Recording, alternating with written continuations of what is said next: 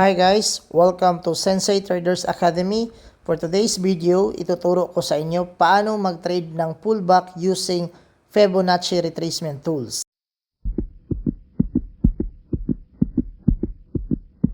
Ngayon, ituturo ko sa inyo paano mag-trade ng pullback using Fibonacci retracement tools. And you want to trade based sa price action. So kung alam mo na uptrend, maghanap ka ng entry ng buy position. So, paano ba boss? Paano tayo makahanap ng mga buy position using the price action? So, dyan pumapasok ang pullback. Itong mga pullback. Hanapin mo, higher high, higher low, higher high, higher low, higher high, higher low, higher high. So, after the higher high, hahanapin mo yung higher low na area. So, ngayon, paano natin makikita yung higher low na yan? Saan banda dyan, boss? Mahirap hanapin yung higher low. So, since mahirap hanapin yung higher low, dyan pumapasok yung retracement tools. Yun ang tinatawag na Fibonacci retracement tools. Then, yun yung gagamitin mo to calculate possible movement of the market, possible pullback area kung saan nagtitrade ang mga institution, mga big players. So, para makasabay ka at maiwasan mo yung mga malaking losses, kailangan mo siyang gamitan ng Fibonacci retracement tools. From low to top, iguguhit mo siya galing, kung paakyat ang market, ang kailangan mong guhitan is galing sa baba papuntang taas.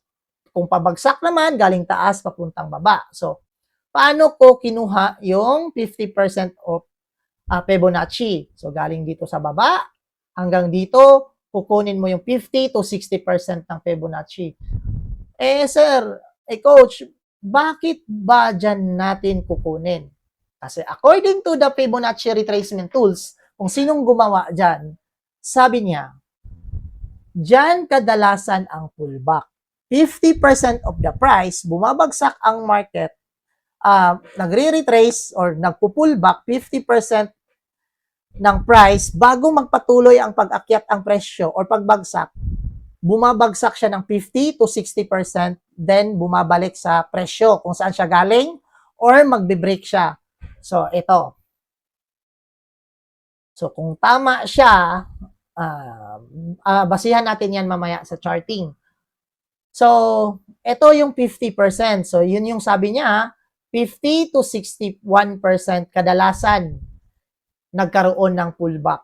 So, after that pullback, ang gagawin mo is long position. So, coach, ganun naman yung tanong nyo. Saan ang stop loss? Saan ang take profit? So, kung depende pa rin yung stop loss at take profit, the way nyo gagamitin ang risk management nyo. Pero I suggest, kung sa 50% ka na pullback, saka 61 ang target mo, below that area, your stop loss, then ang take profit mo, below the previous high. So, itong high na to, below sa area na to, ito yung first mo na take profit or PP2 mo. So, 1:1, 1:2. So, dito ka mag 1:2 below sa area na yan. Bakit dyan ba? Bakit kailangan ko dyan? Pwede naman mas mataas. Sabi nila, akyat pa yung market eh. Sabi nila, akyat si gold. Sabi nila yon. Pero, technically, hindi ka pwedeng mag-aim above this area hanggat hindi siya nababasag. Kaya, ang pinaka-safe trade mo, below this area, and you need to observe kung babasagin itong area na to, saka ka pwedeng mag-proceed sa next area. Step by step lang. Hindi mo pwedeng i-aim lahat na hindi pa nangyari. So, yan yung pinaka-safe kung gusto nyong pag-aralan ang trend or pullback or structure ng market, yan yung pinaka-the best way to trade. Ang settings ng Fibonacci, kahit ano lang yan siya, kahit default, makikita mo lang yung 50 and 61%. Then, yung mga hindi nagagamit, tanggalin mo lang yung i-hide mo yon. So, kukunin mo lang yung 50 and 61%. Itong akin, settings ko naman, magkaiba to kasi may mga reason yung mga area na yan. So, kung 50 to 61% lang is kailangan mo, pwede mo lang i-hide yung iba. So, ngayon, pero ibibigay ko pa rin sa inyo. So, you can screenshot. Kung gusto nyong kunin yung settings, ito yung settings ko. No problem. Hindi ko yan ipagdamot sa inyo. So, kunin nyo yan. So, by the way, running profit pa rin tayo ha. So, ngayon, okay, tapos na mag-screenshot, actual na tayo. So, yan yung theory natin. Every pullback, so, after the theory, after the theoretical, kailangan natin ng actual. So, ngayon, pupunta na tayo sa gold.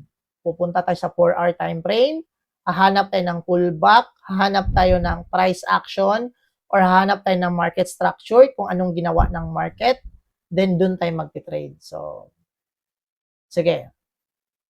Anong hanapin natin? Okay, let's say ito, uptrend. So, paano tayo mag-trade? Ano natin? Ano yung basihan ng entry natin?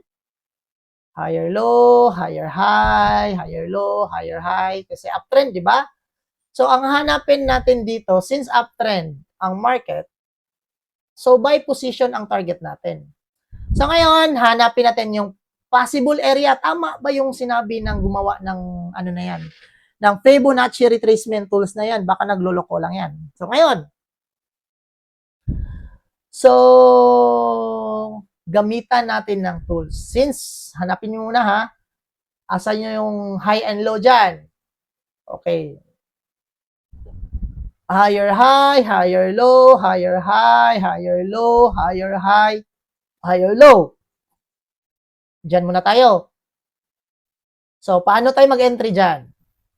Saan yung high and low ng market? Paano gamitin yung Fibonacci? Kukunin natin yung high and low. So, from the low to high. So, saan bang pinakataas? Ito ang pinakataas. So, yan.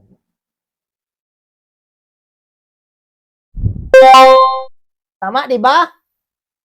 Low, high. So, yan yung pinakataas. So, saan yung 50 and 60%? Oh, tingnan nyo. Boom! So, do you think tama o hindi? So, paano mag-trade? Siyempre, yan ang sunod na tanong. 50%, stop loss, unang take profit, 1:2. So, saan yung 1:2? Oh, below the previous high. Since binasag, akyat. So, ilang pips ang inabot niya? C, inabot siya ng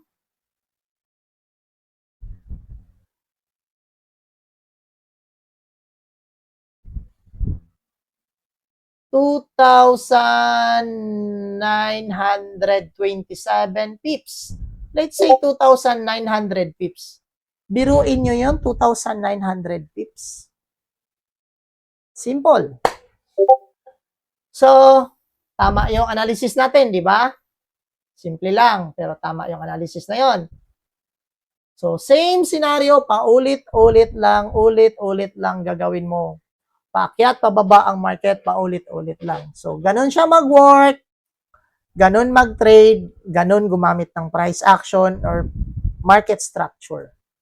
Or ng trend. So, daming terminologies. Or ng trend. Uptrend, downtrend, sideways, missy market. So, ganun lang siya mag-work. So, hopefully, may natutunan kayo and looking forward na magamit nyo yun. So, ganun lang yun siya, guys. And the end, God bless you, everyone.